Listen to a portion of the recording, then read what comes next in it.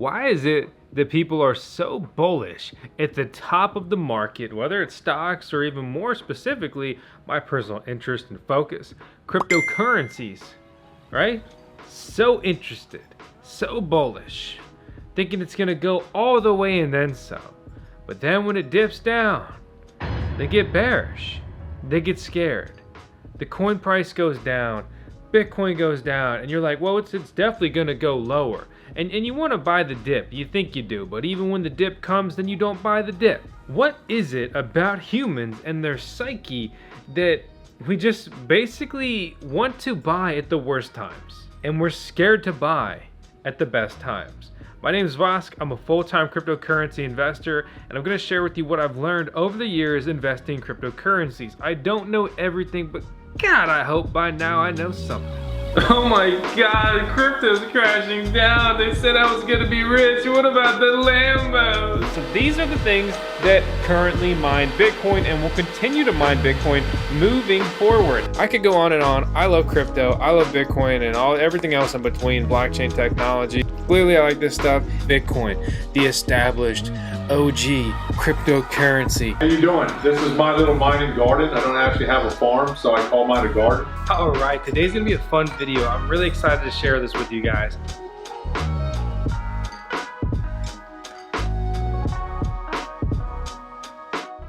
I'm making today's video just as much for you as, to be honest, for me, because I have to remind myself to just be bold and be brave and just have fortitude, right? Because Ethereum's trading at $4,000.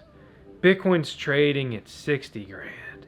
And you're like, yeah, we're going to a milli, boys. And you say, okay, ETH is going to 10 grand and BTC is going to 100,000.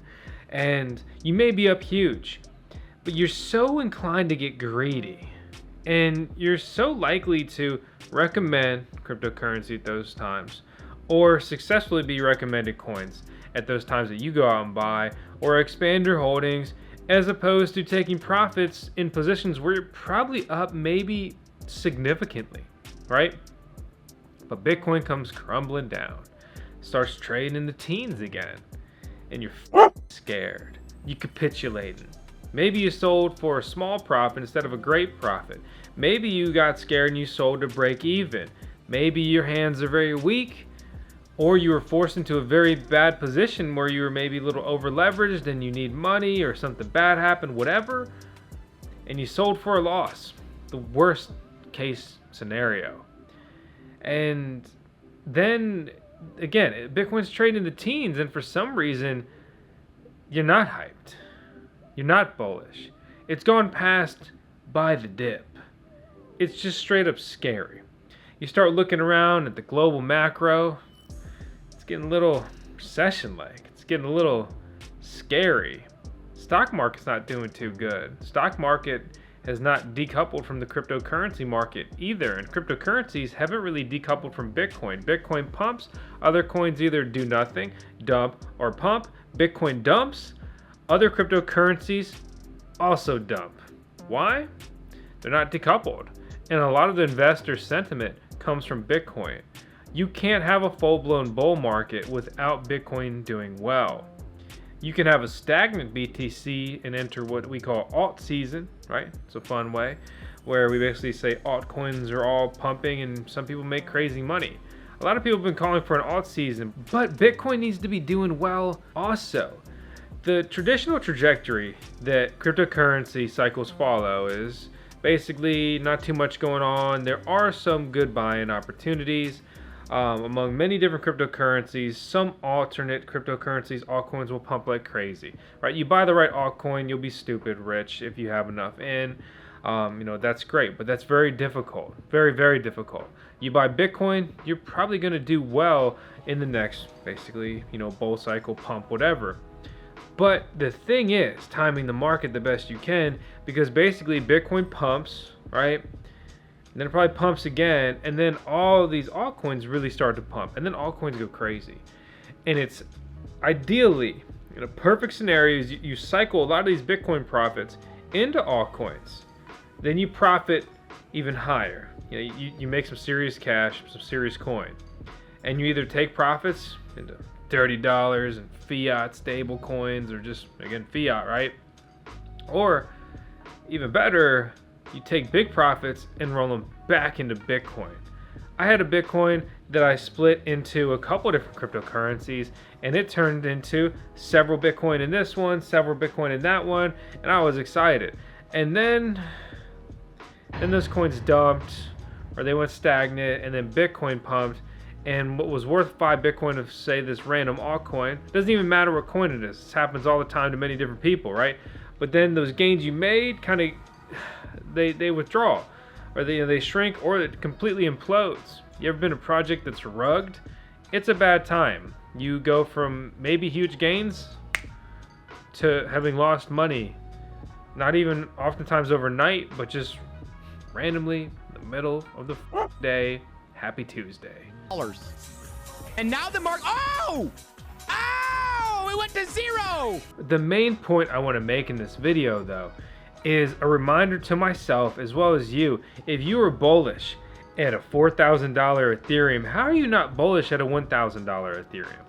If you were bullish at a $60,000 Bitcoin, how are you not bullish at a $20,000 Bitcoin? You could get 3 times as many Bitcoin for the money. You could get 4 times as much Ether for the money.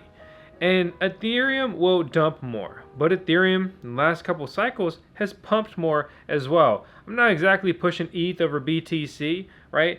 BTC Orange Coin, it's a good boy. It's conservative in the world of crypto, and it's going to be a good time. And again, I don't think the market really moves without it. But the previous market cycles have basically shown that Ethereum will probably give you a 20x opportunity, and Bitcoin will probably give you a 10x opportunity. As we continue forward in the cryptocurrency just life cycle, these potential gains will lessen. Let's say Bitcoin becomes a 5x opportunity, and Ethereum becomes a 10x. And then some other cryptocurrencies really establish themselves as just long-term players and just great viability, right? Maybe that'll become the next 20x. Obviously, you have all these new speculative coins that could be the 100x, that could be the 1000x, but they can also be the 0x. And if you've ever times anything by 0, if you went to math class, you'll learn it's a bad time, okay? It's nothing like timesing it by 1. It's much worse. There's a lot of different use cases and pitches for Bitcoin and other cryptocurrencies, whether it's, financial freedom, borderless, peer-to-peer currency, that kind of stuff, or you have Web 3.0, you have dApps, decentralized application, you got smart contracts, you have all this cool tech stuff that can really help empower individuals, and above all, just break through borders, cut out intermediaries, and decouple their money from the government. I would love to see money separated from the government. It's the main way they control you. Unfortunately, our lives are ruled by money, and they control our money, which means they control you through money. You have to work. You have to go to your job. You have bills. You get taxed. You can own a home outright. And in most states, in just the United States of America, you're still gonna get billed. Okay?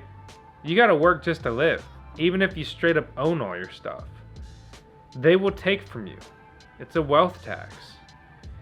And that is how they control us. That is how they keep you in line. That's the situation.